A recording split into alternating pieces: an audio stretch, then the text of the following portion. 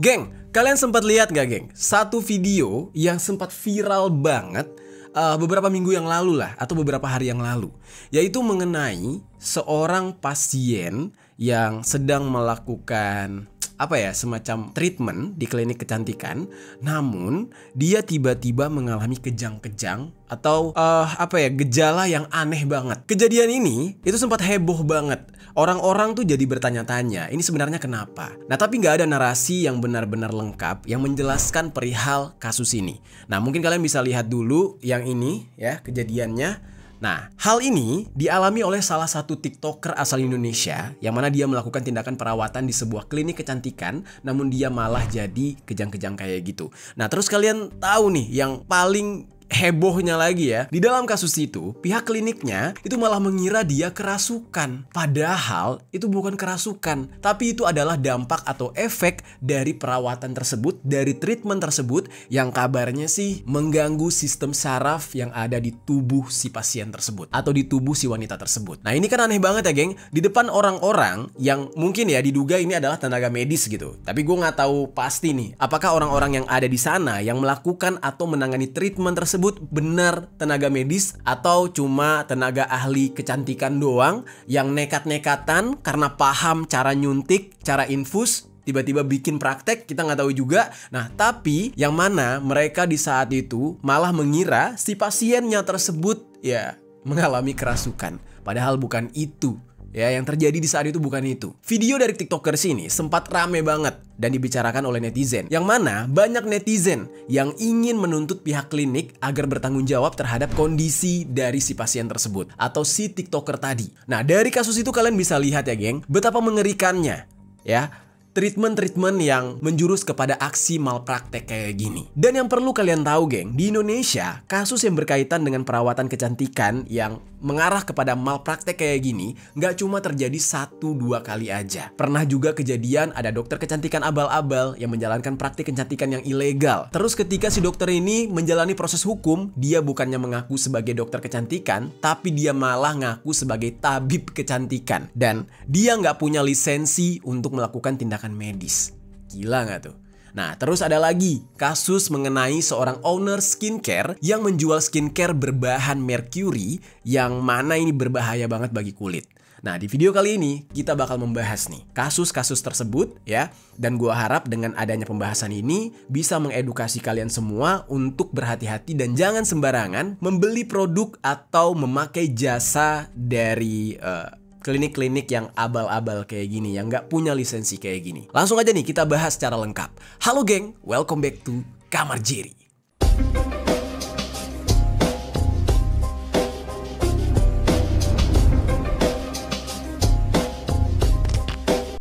Geng. Oke, untuk kasus yang pertama kita bahas dulu nih kasus TikTokers yang kejang-kejang setelah perawatan di klinik kecantikan, yang mana ini heboh banget.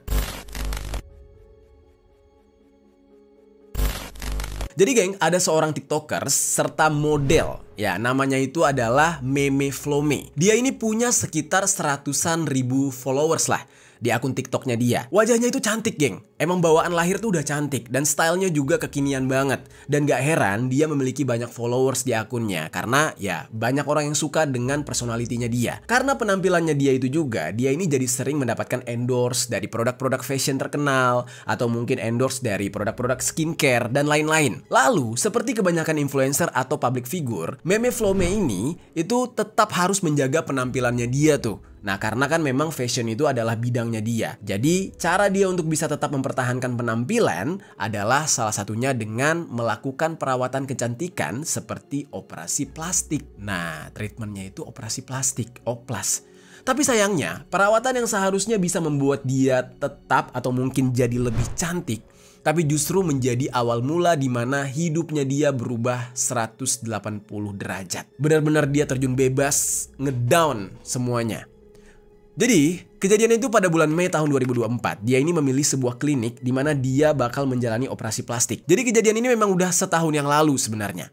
Jadi ketika dia menjalankan operasi plastik tersebut, tiba-tiba Meme Flome ini mengalami kejang-kejang yang di saat itu nggak diketahui entah kenapa, tiba-tiba aja. Bahkan dikatakan kalau kejang-kejang ini cukup parah dan untuk bisa meredakan kejangnya tersebut, dokter serta perawat yang menangani tindakan operasi ini menambahkan obat bius atau anestesi ke tubuh si Meme Flome ini.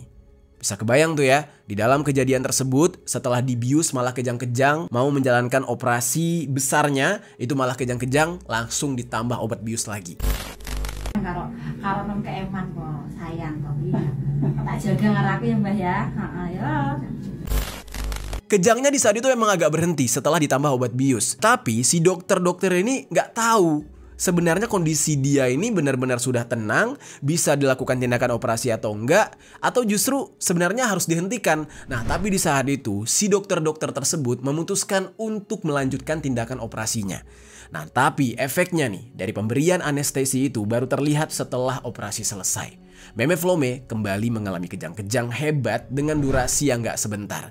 Dia kejang-kejang dengan kondisi yang benar-benar gak normal sampai 12 jam. Kebayang tuh geng, 12 jam kejang-kejang, sakit banget. Dan di sebuah video yang dibagikan oleh Meme Flome ini di akun TikToknya dia, kita bisa lihat sendiri geng, gimana kondisinya dia ketika mengalami kejang tersebut. Ya, gue ngelihatnya tuh agak merinding. Waduh, antara hidup dan mati kan. Ya ibaratnya gini, lu masih punya nyawa, tapi lu nggak bisa nguasain tubuh lu gitu. Tubuh lu tuh mati gitu, nggak bisa gerak. Dan kita juga bisa lihat tindakan yang dilakukan oleh pihak klinik, mau itu dokter dan perawatnya. Mereka nggak langsung melakukan penanganan medis yang memadai kepada si Meme Flome ini. Malah bisa-bisanya ada yang ngajak si Meme Flome ini buat ngobrol ketika dia ngalamin kejang. Yang bikin nggak habis pikirnya adalah ada cuplikan video yang memperlihatkan ada seorang wanita. Gue nggak tahu ini dia staff di situ atau justru keluarga dari si Meme Flome. Yang jelas si orang ini mengajak ngobrol si Meme Flome seolah-olah Meme Flome ini seperti sedang kesurupan. Ya. Iya, kita baik-baik ya. Biar Meme bisa minum obat sayangku ya. Tuh sampai keringetan loh. Kasihan. Dia meminta yang merasuki tubuh si Meme Flome ini agar segera keluar dari sana karena kasihan. Ya, kasihan si Meme Flome-nya udah keringetan katanya. Bisa-bisanya tenaga medis. Gue nggak tahu ya ini tenaga medis atau mungkin keluarganya. Tapi yang jelas ini kan praktiknya tuh apa ya? Operasi di dunia modern gitu. Masih aja percaya dengan hal-hal kayak gitu. Dan kenapa nggak sempat berpikir kalau itu adalah benar-benar ya efek pasca operasi yang mungkin ada kesalahan di dalam dosis biusnya atau ada kesalahan ketika menangani ya potong memotong, mungkin ada yang kepotong. Jujur gue nggak paham nih bahasa medisnya kayak gimana, tapi yang jelas ya gue yakin kalian juga paham kemungkinan besar ada kesalahan dari si dokternya gitu. Kenapa dia nggak mikir sampai ke sana, malah mikirnya kesurupan. Aduh ya Allah, lo kalau misalkan ya masih kayak gini gitu, better jangan buka klinik kecantikan, buka perdukunan padepokan tuh, Haji Samsudin. Kok Haji Samsudin? Gus Samsudin. Nah, kayak Gus Samsudin tuh, buka sekalian. Nanti berantem dah sama pesulap merah sekalian. Aduh, ada-ada aja. Nah, ini aneh banget.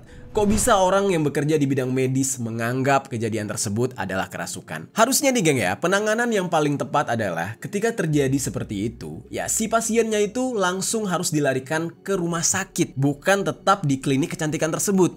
Nah ini malah justru dibiarkan kayak gitu aja dan diajak ngobrol ketika mengalami kejang-kejang. Dan setelah 12 jam dalam kondisi yang kayak gitu, barulah Meme Flome ini dilarikan ke rumah sakit agar bisa mendapatkan penanganan yang lebih baik. Nah terus ngapain dari tadi? Dari tadi ngajak ngobrol arwah kesurupan. Ngapain? Kenapa nggak langsung dibawa setelah 12 jam? Yang mana seharusnya ya mungkin lebih bisa ditangani apabila cepat-cepat dibawa ke rumah sakit sebelumnya. Atau ya ini juga termasuk syukur alhamdulillah si pasiennya masih selamat. Kalau misalkan lewat koit gimana? Nah, di rumah sakit, dia akhirnya dinyatakan koma selama hampir 1 bulan. Nah, dia baru terbangun dari komanya itu, ya. Nah, si Meme Flome ini kaget ketika dia diberitahu kalau puluhan saraf di tubuhnya sudah terputus gara-gara treatment di klinik kecantikan tersebut. Sehingga dia ini kesulitan untuk menjalani aktivitas dengan normal. Banyak ya indera-indera penggerak di tubuhnya gitu ya, yang kayak tangan, kaki, itu nggak bisa digerakkan. ya. Jadi di saat itu bisa dikatakan ya salah satu yang putus adalah saraf motoriknya. Jadi dia nggak bisa menguasai tangan, menguasai kaki, ngomong juga susah. Kalau Meme Flome dibawa ke rumah sakit lebih lama lagi, lebih telat lagi, mungkin kondisinya akan lebih parah dan bahkan bisa mengancam nyawanya, bisa meninggal dia. Ya masih diberikan umur panjang. Terus geng, karena kondisinya yang kayak gitu, Meme Flome ini harus menjalani fisioterapi dan pemulihan jangka panjang sebab dia mengalami kesulitan bicara serta kelumpuhan. Efek trauma dan kerusakan saraf di tubuhnya dia itu masih dia rasakan sampai sekarang. Nah, setahun kemudian, tepatnya di bulan Mei tahun lalu, Meme Flome ini memberanikan diri buat membagikan kisahnya dia atas insiden yang menimpa dia ini di sosial media, terutama di TikToknya dia. Ya, alasannya karena dia kecewa terhadap pihak klinik maupun tenaga medis yang menangani dia karena tidak bertanggung jawab terhadap kondisinya dia yang kayak sekarang. Nah, mereka tidak menunjukkan itikat baik sama sekali, bahkan menghilang dari sosial media. Kan kasihan si Meme Flome-nya. Video ketika si Meme Flome ini mengalami kejang-kejang sampai dirawat di rumah sakit dan dinyatakan koma itu langsung viral di TikTok. Karena udah ya ditahan-tahan sama dia selama ini, nggak mau dia viralkan. Dia berharap itikat baik dari si klinik kecantikan tersebut dan tenaga medisnya, tapi nggak ada. Ya udah diviralkan. Dan bahkan ya udah ditonton 20 juta kali, geng, itu video. Dan ya tujuan dari si Meme Flome ini salah satunya adalah untuk menyadarkan orang-orang agar lebih berhati-hati memilih klinik kecantikan. Ini ibaratnya nih ya, ini maaf-maaf nih ya, bukan berarti gua meremehkan atau pengen menghalangi rezeki orang nih. Kalian tahu nggak tukang gigi itu juga gimana ya gue ngomongnya ya, kayaknya cuma di Indonesia nih ada tukang gigi, nggak tahu deh di negara lain.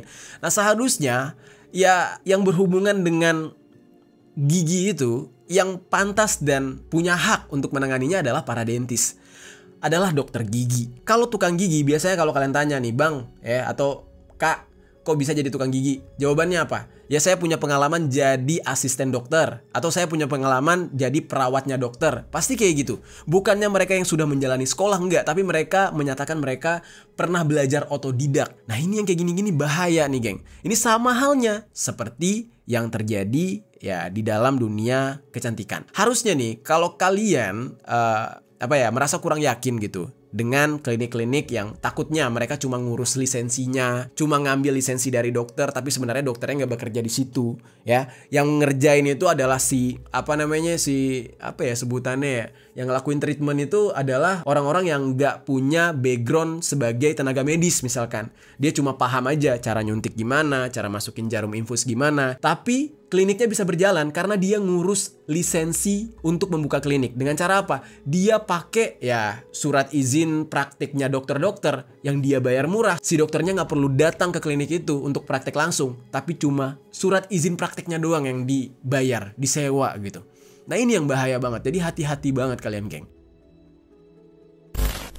Di dalam video yang disebarkan oleh Meme Flome ini, itu memberikan informasi di mana klinik tempat dia melakukan operasi. Kliniknya itu bernama Klinik Swiss. Ini tulisannya Kliniku gitu ya, Suisse. Yang mana lokasinya itu juga nggak main-main. Lokasinya itu di tengah-tengah pusat ibu kota, yaitu di Sudirman. Di bio sosial medianya, klinik tersebut memang secara khusus menangani atau memberikan pelayanan berupa body detox, terus terapi ozon, dan juga anti-aging. Atau ya merawat muka seseorang atau tubuh seseorang menjadi anti tua gitu, muda terus.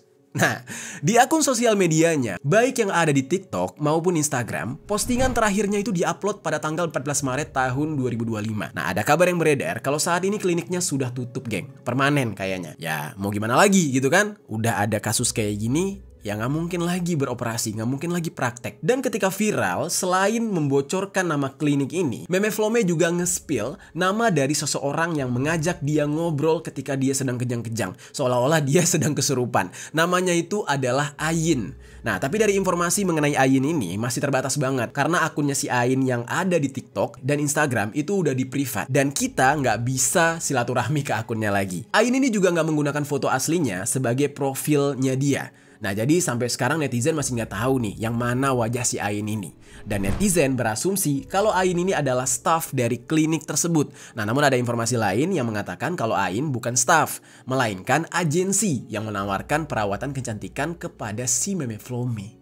Gitu geng. Terus geng, selain itu, masih di video yang sama nih, Meme Flome ini menulis beberapa fakta mengenai Ain ini geng. Dikatakan kalau si Ain ini mengubah kronologi kejadian yang menimpa Meme Flome.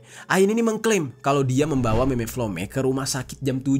Padahal sebenarnya si Meme Flome ini baru dibawa ke rumah sakit itu di jam 11. Nah di sini gue nggak bisa mastiin nih geng, maksudnya jam 7 itu jam 7 berapa? Apakah jam 7 malam atau jam 7 pagi? Karena nggak dijelasin lebih lanjut nih. Terus geng, si Ain ini juga bilang kalau dia dengan si Meme Flome adalah sahabat dekat. Ya bukan seperti rumor yang beredar kata dia, yang katanya itu hanya antara agensi dan ya si kliennya atau customernya gitu. Nah dia ngaku sahabat dekat. Nah sementara Meme Flome ini bilang dia ngaku nih kalau dia baru kenal sama si Ain ini. Nah jadi nggak bisa dibilang kalau mereka itu sahabatan. Dan terus ketika si Meme Flome ini mau MRI, ya Ain ini bukannya menanyakan gimana kondisi dari Meme Flome, malah dia bilang kayak gini. Dia sibuk nanya ke teman-temannya Meme Flome apakah mereka kaya atau enggak. Aneh banget ya.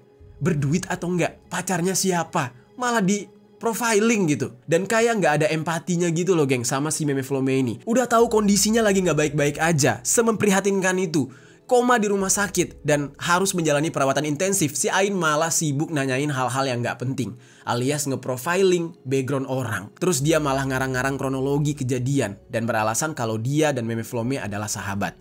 Nah ini menurut keterangannya Meme Flome ya, bukan keterangan gue cuma menyampaikan. Nah mungkin ya di dalam kasus ini ya disangkakan nih kalau si Ain ini mau cuci tangan ya, biar nggak disalahkan atas kejadian tersebut. Terus yang jadi pertanyaannya nih ya, itu kan kronologinya. Nah pasti kalian penasaran, ini apa yang menyebabkan atau membuat si Meme Flome ini berakhir kayak gitu, berakhir kejang-kejang. Apa yang sebenarnya terjadi pada saat tindakan operasi hingga dia mengalami kejang selama 12 jam. Kuat dugaan ya, kalau Meme Flome ini mengalami overdosis anestesi geng. Nah overdosis obat bius. Dan ini adalah sebuah kondisi ketika jumlah obat anestesi yang diberikan kepada pasien melebihi dosis yang aman atau yang dibutuhkan sama tubuhnya. Jadi tubuhnya itu nggak sanggup nampung. Kalau terjadi kondisi seperti itu, bisa menimbulkan efek berbahaya bagi si pasien, seperti yang dialami oleh si Meme Flome, yaitu kejang-kejang. Ya ibaratnya kayak kalian pakai narkoboy. Sama kan, kejang-kejang juga, keluar busa kalau overdosis. Nah, yang paling parahnya ini bisa mengancam nyawanya dia dan gak langsung ditangani dengan cepat di saat itu. Dan ketika kasus dari Meme Flome ini viral, gak cuma netizen aja yang menyoroti kasus ini, tapi juga membuat para dokter sampai angkat bicara. Salah satunya adalah dokter detektif, yaitu seorang dokter yang suka membongkar-bongkar skincare abal-abal, yang mana dia ikut prihatin atas apa yang menimpa Meme Flome ini. Dan banyak orang yang memberikan dukungan moral kepada si Meme Flome, bahkan siap membantu kalau Meme Flome mau membawa kasus ini ke jalur hukum. Nah udah banyak yang nawarin diri. Dan sampai gua riset konten ini geng, belum ada perkembangan dari kasusnya. Jadi kayak mandek gitu geng. Jadi kita tunggu aja nanti update terbarunya dari kasus ini tuh sampai mana gitu. Dan kita sama-sama berdoa ya agar si Meme Flome ini bisa sembuh kembali dari penyakitnya, bisa normal lagi ya kan. Dan pihak klinik bisa bertanggung jawab atas masalah ini gitu geng. Nah kasihan banget, gue ngeliatnya kasihan banget. Mana cantik lagi ya kan. Ya bukan berarti kalau misalkan dia nggak cantik harus kayak gitu juga, nggak harus dikasihani juga, enggak. Maksudnya tuh ya sayang aja gitu. Sayang aja, seharusnya bisa hidup normal, seharusnya bisa punya masa depan yang cerah, malah jadi kayak gini. Sekarang nih geng, kita bakal berlanjut ke kasus yang lain. Nah kasus yang satu ini melibatkan seseorang yang menjalani praktik kecantikan, padahal dia sama sekali bukanlah seorang dokter. Malah dia sendiri yang mengaku kalau dia bukan dokter saat ya problem ini jadi mencuat dan dia ditangkap polisi. Di saat itu dia memberikan keterangan kalau dia adalah seorang tabib kecantikan. Ada gitu. Dimana-mana setahu gua tabib itu kan pengobatan alternatif gitu. Ya kayak mantri sunat tuh. Kayak gitu. Oke, sekarang kita bahas.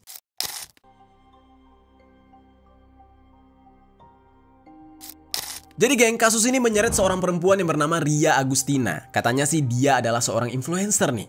Nah dia ini memiliki sebuah klinik kecantikan yang bernama Ria Beauty Care yang berlokasi di Jalan Geraha Kencana Raya nomor 51 Karanglo, Kelurahan Balear Josari, Kecamatan Singosari, Kota Malang, yang mana dia sudah buka sejak tahun 2017.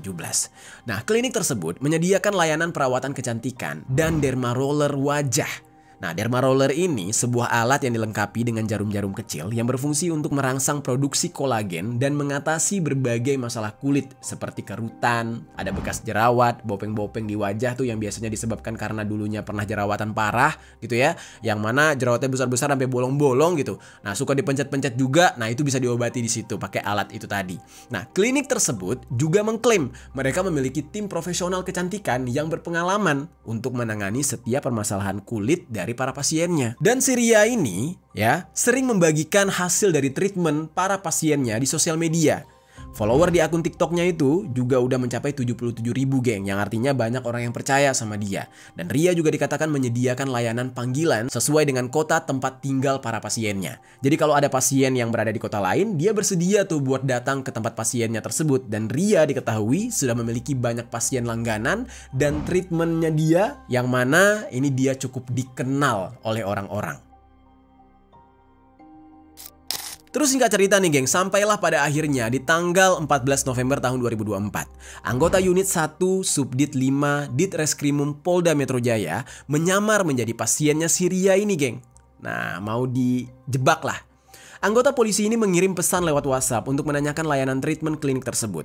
Dan pihak admin klinik membalas dengan meminta identitas dan foto wajah dan kemudian memberitahukan kalau biaya treatmentnya senilai 15 juta rupiah. 1 kali treatment.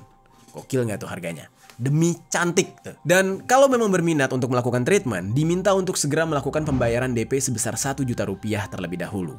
Dan keesokan harinya, admin klinik akan menginvite atau meng-add kepada si polisi yang sedang menyamar itu. Nah, lalu keesokan harinya, si admin klinik bakal memasukkan si polisi yang menyamar tadi ke sebuah grup yang diberi nama Derma Roller Jakarta Desember.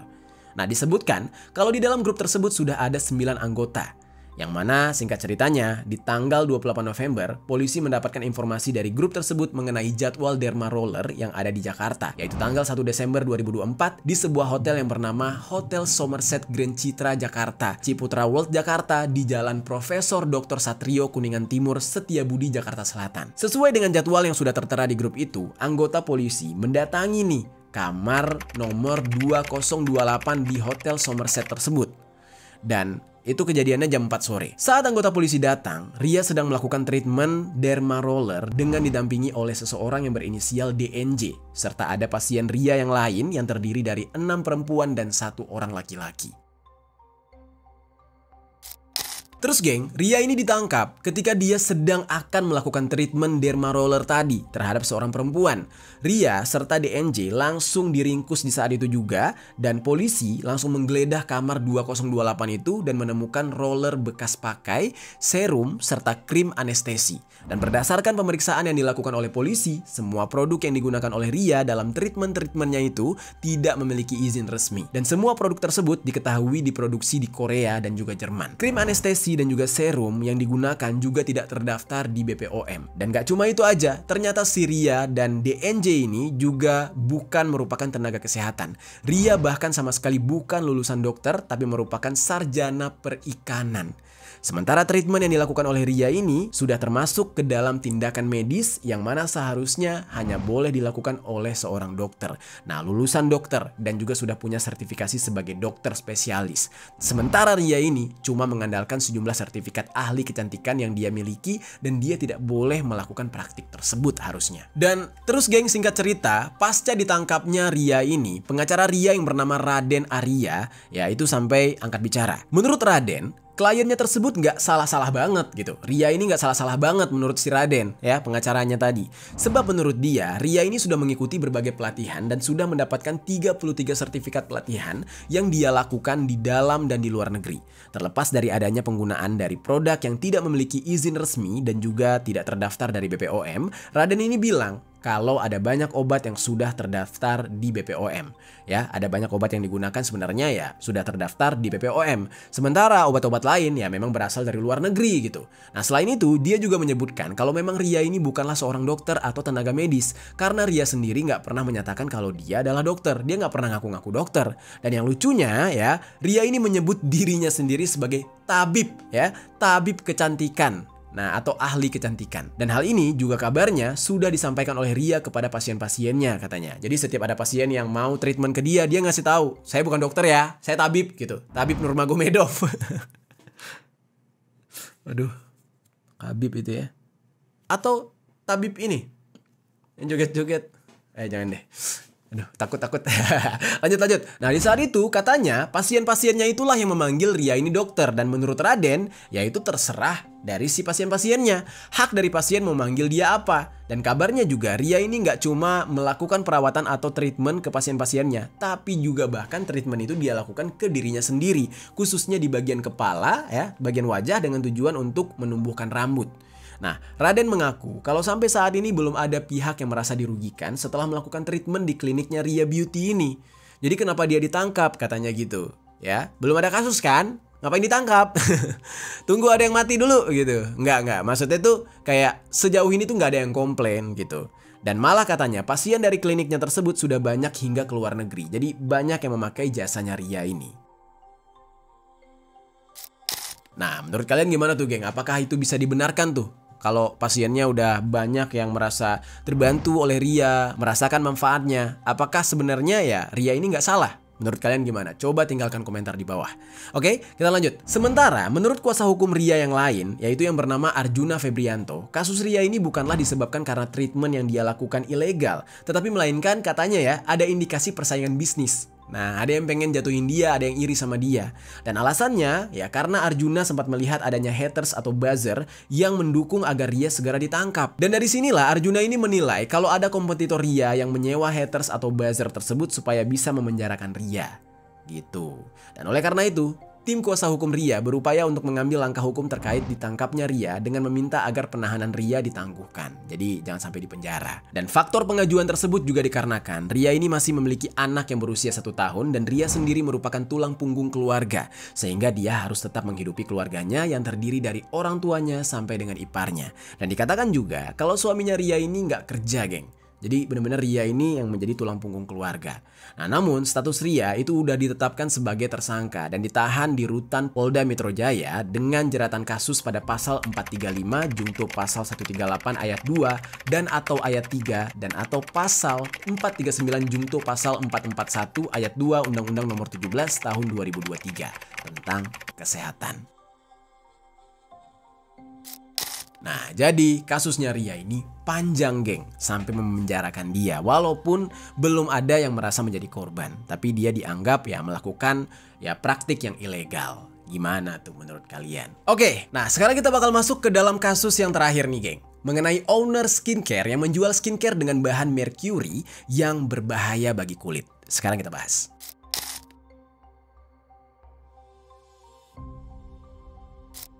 Jadi geng, owner skincare ini bernama Mira Hayati. Dia ini berasal dari Makassar dan sebelum menjadi owner skincare, dia mengawali karirnya sebagai penyanyi dangdut dulu, mengikuti jejak ayahnya yang merupakan seorang pemain organ tunggal. Sejak dia kecil, dia ini udah sering tampil di berbagai panggung. Tapi di tahun 2018, dia mengambil sebuah keputusan untuk berhenti menjadi seorang penyanyi dan dia mencoba mencari profesi lain. Nah, Mira di saat itu mencoba berbagai usaha kecil seperti membuka salon, menjual kosmetik secara keliling, dan dia bahkan pernah berjualan bensin untuk bisa mencukupi kebutuhan hidupnya sehari-hari. Nah, lumayan struggle hidupnya. Nah, sampai pada akhirnya nih, pandemi menjadi titik balik bagi dia dengan memulai bisnis skincare yang dia beri nama dengan MH Miracle Whitening Skin. Cuma di saat itu dia modalnya kecil. Dia melakukan pemasaran di sosial media. Mira ini ya benar-benar struggle banget dan akhirnya berhasil menarik perhatian banyak orang untuk mau membeli produknya dia. Dan seiring berjalannya waktu, produk skincare-nya dia jadi terkenal. Dan saking suksesnya, bisnis skincare-nya dia tersebut ya, itu membuat perekonomiannya dia langsung meroket, meningkat pesat. Dia bahkan sampai bisa bangun pabrik dan dia menjalankan semua ya usahanya ini di bawah PT yang bernama PT Agus Mira Mandiri Utama. Dan dari penjualan skincare-nya ini, dia bisa mendapatkan banyak uang dan menikmati gaya hidup yang glamor. Dia sering memamerkan berbagai koleksi perhiasan emas di akun sosial medianya. Dan ciri khas penampilannya itu memang selalu mengenakan kalung besar, gelang besar, dan tas berbahan emas. Nah, karena itulah Mira ini punya julukan sebagai Ratu Emas. Bukan Ratu Entok ya, kalau Ratu Entok yang dipamerin beda tuh. Kalau ini emas, geng. Tuh, mas-mas tukang bakso. Nah, namun perjalanan karirnya dia harus berakhir di bulan November tahun 2024 ketika polisi mengungkap kalau produk skincare-nya dia ini mengandung bahan berbahaya, yaitu merkuri yang sudah diuji di laboratorium. Produk lain dari skincare-nya Mira yaitu night cream yang juga ternyata mengandung merkuri dan nggak memiliki izin edar. Dan sebenarnya isu mengenai kandungan merkuri di dalam skincare milik Mira ini udah rame banget dibicarakan 2 bulan sebelumnya, tepatnya dari bulan September 2024. Nah cuma geng, pada saat itu Mira masih bebas berkeliaran, bahkan terus memasarkan produknya dia di sosial media sambil dia pamerkan gaya hidup mewahnya. Dan Mira akhirnya ditahan bersama dengan 2 owner skincare lain, yaitu yang bernama Agus Salim selaku owner Raja Glow dan juga Mustadir Daeng Sila selaku owner skincare yang bernama FF yang juga merupakan suami dari Fanny France. Meskipun skincare FF ini adalah milik Fanny France, tapi semua perizinannya itu atas nama Mustadir suaminya. Dan pada saat penangkapan Mira, pihak kepolisian sempat mengalami kendala yang disebabkan karena kondisi kesehatan Mira yang di saat itu sempat muntah darah dan bahkan dalam keadaan hamil. Dan Mira serta Agus serta Mustadir dijerat dengan sejumlah pasal dalam Undang-Undang Perlindungan Konsumen dan Undang-Undang Kesehatan dengan ancaman pidana maksimal 12 tahun penjara. Sedikit gue jelaskan, merkuri sendiri ya yang dianggap sangat berbahaya nih di dalam kandungan skincare yang mereka punya, itu adalah salah satu bahan yang sebenarnya ya harus banget dihindari dari tubuh manusia. Merkuri ini adalah unsur logam yang secara alami terdapat di tanah, air, dan juga udara. Dan senyawa ini juga bisa ditemui di produk sehari-hari seperti makanan dan kosmetik. Tapi biasanya kadarnya itu nggak berbahaya. Kadarnya itu ya aman bagi tubuh. Nah tapi ada produsen skincare yang nakal yang menggunakan merkuri ini menjadi bahan skincare mereka ya karena merkuri bisa menghambat pembentukan melanin atau pigmen kulit sehingga kulit tampak lebih cerah dalam waktu yang singkat. Nah tapi dampaknya buat kesehatan nggak bisa dianggap remeh. Orang yang menggunakan skincare berbahan merkuri bisa membuat lapisan kulitnya jadi tipis lama-lama. Ya lama-lama tuh keluar tuh daging, tulang, ya kan? Baru di dalam tuh ada gigi. Aduh serem. Dan gak cuma berdampak pada kulit aja, tapi juga bisa menyebabkan kerusakan pada saluran pencernaan dan sistem syaraf. Dan selain itu, merkuri juga beresiko mengganggu fungsi berbagai organ tubuh seperti otak, jantung, paru-paru, ginjal, sampai dengan ya kekebalan tubuh. Sistem imun manusia itu bisa diganggu oleh dia. Dan penggunaannya dalam jangka panjang bisa memicu kanker, geng, terutama kanker kulit. Makanya serem banget. Nah, jadi makanya nih kalian yang pengen kulit putih ya, apalagi kalau kalian pakai krim yang diklaim bisa memutihkan kulit dengan cepat, nah itu hati-hati karena bisa jadi produk skincare tersebut menggunakan merkuri. Dan kita sebagai konsumen juga harus memastikan legalitas dari produk skincare tersebut dengan memeriksanya di BPOM. Dan yang terpenting, jangan termakan standar kecantikan yang dinilai dari kulit putih doang, karena kulit yang sehat itu jauh lebih penting daripada warnanya gitu. Nah, dengan pola hidup yang sehat seperti makan makanan yang bergizi, minum air putih yang cukup, olahraga, menggunakan sunscreen yang aman setiap pagi dan siang, ya semoga kulit kalian terjaga. Nah, dengan adanya konten ini ya, gue harap banget kalian harus lebih hati-hati lagi, lebih teliti lagi dalam membeli dan melakukan perawatan dimanapun. Ya, agar nggak berdampak terhadap kesehatan kalian, geng. Hati-hati banget. Oke, itu dia geng pembahasan kita kali ini. Gimana menurut kalian setelah mendengar kasus-kasus tadi? Coba tinggalkan komentar di bawah.